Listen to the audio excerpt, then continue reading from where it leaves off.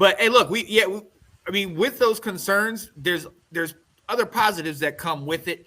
There's also other negatives. We don't know who he might potentially bring in with him. I mean, we don't know what coaches or what players, which we'll get into that. But I mean, let's take a look at some of these staff changes. I know there's been a couple of guys that went on. I know Jim Hostler went on. I think our wide receivers coach, Drew Terrell. I know he was interviewing with the Arizona job. I don't know if he got the Arizona job. I don't know if it's official yet, but I think the assumption is he's going to become their passing game coordinator. Yeah.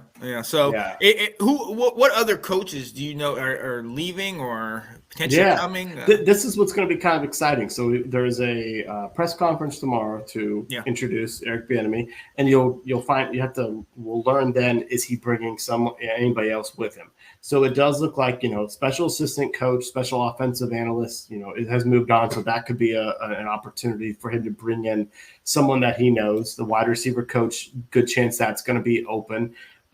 There's a rumor going around that we are hiring Stanford's offensive coordinator. His name is Tavita Pritchard. Okay. I don't know anything about him, so I can't talk about him. I was just looking him up as you were introducing this, and apparently he was a starting quarterback at Stanford. Then he got hurt, and a guy by the name of Andrew Luck came in. And the guy never played again. Well, it happens. Yeah. But from what I did see when I saw the rumor, they said, he's got a pretty good reputation with quarterbacks, which means what would that mean for Ken Zampese, who's there and has worked with Sam Howell. Maybe he goes into a passing game coordinator role. But so it'll be interesting to see. But that's what we know of right now. I think it'll be interesting to see what happens. We like our offensive line coach, John Matsko, but what if he says, no, I want to bring in someone else because I need an offensive line to be taught this way, and this is who I want to bring it in. Running backs coach, Randy Jordan, has been here for a couple of years. I think he came from Gruden's staff and stayed on. So he's been here a while.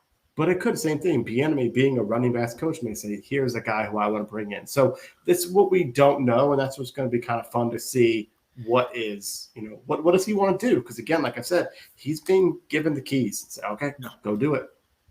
Yeah. And like you said, tomorrow we'll see. So kind of we're in limbo till the opening presser tomorrow where Bieniemy lets us know who he's bringing in, how he feels, and a lot of things are going to, come out. I think John Keim's going to do a special little podcast tomorrow after. And you like that, John Keim? Oh yeah. I was listening to him. I heard that little point you was making. I was like, oh yeah, I heard that too. Yeah. So it's exciting. It's definitely exciting to see what changes will be made. A lot of this, like I said, we'll have to wait till tomorrow to see. But the winds are a-changing. Nathan said, will Eric have a say on what he wants for the offense? Yes. Yeah. I mean, Ron is a CEO-type head coach, and he's handing him the keys. So, and this, like we said, this is going to be like a hopefully fresh new offense if he brings it in, similar to like a little West Coast, high percentage passes, quick passes, you know what I mean? You talked about that RPO, bringing that back, things that are just a high percentage for Sam Howell. Just like you said, those first couple years of Mahomes, what did they do and what can you emulate in this go around with Sam Howell? That's okay. Here we go. Let's quick out of your hands, quick, get to the line quick, hand it off, stuff that keeps that defense on its heels. And also, there's coaches and also players that might come. Now, I'm going to say this, man, like we've seen that they could use just about anybody.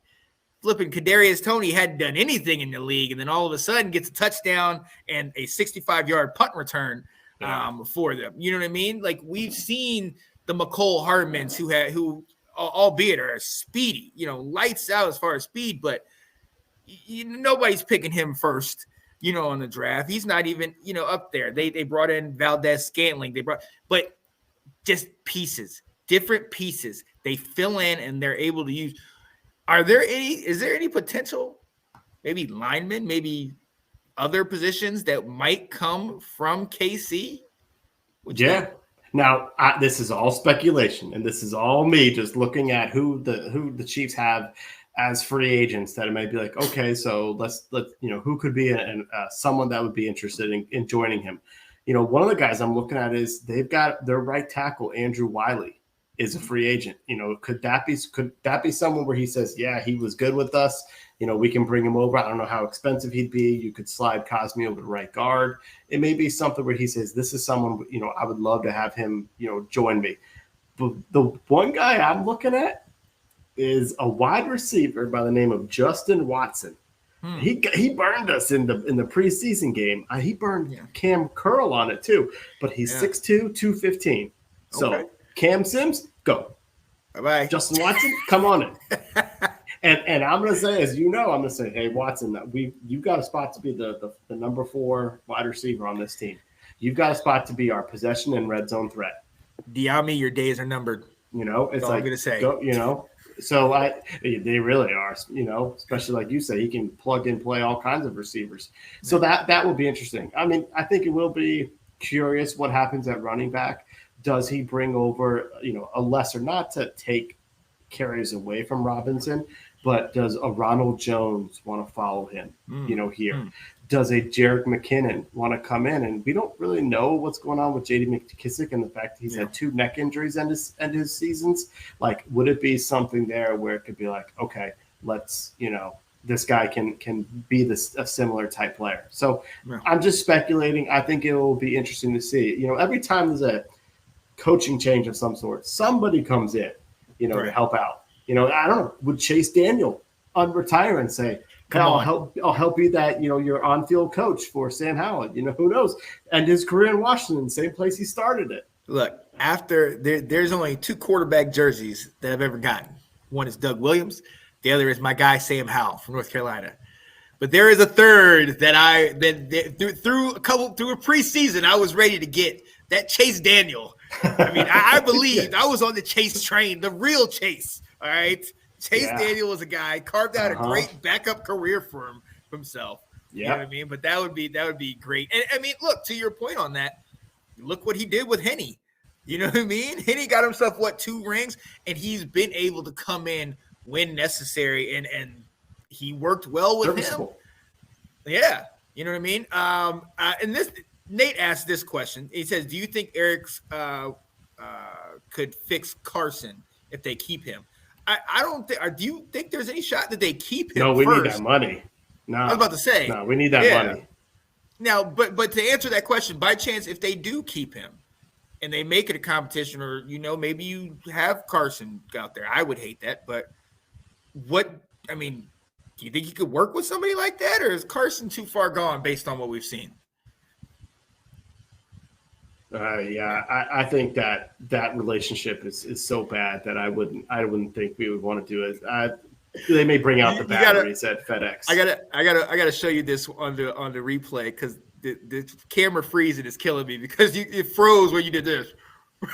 So it just has your face all turned up. Do I need to repeat what I said, or did the audio come through? No, audio's good. Yeah, gotcha. I think he's on his way out. And I think, to be quite honest with you, I think one of the reasons he did come was because we have a young team. We have a young team that's impressionable, that's ready to learn, that want to get their shot. And I'm sorry, man.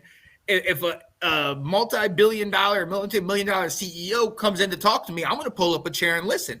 And likewise, if a guy that has been playing till January, February every year for the last 5 years, our coaches every year for the last 5 years, and has helped to get his team to 2 out of 3 Super Bowls, I'm going to pull up a chair and listen. So hopefully that's what these guys do. And being that they have younger guys, hey, hope they fall in line and they listen up, man. They listen up. Thanks for watching. If you like that clip, be sure to check out the other great content from the Let's Talk Football community. And as always, please like, subscribe, and hit that notification bell so you'll be notified when more great content like this becomes available.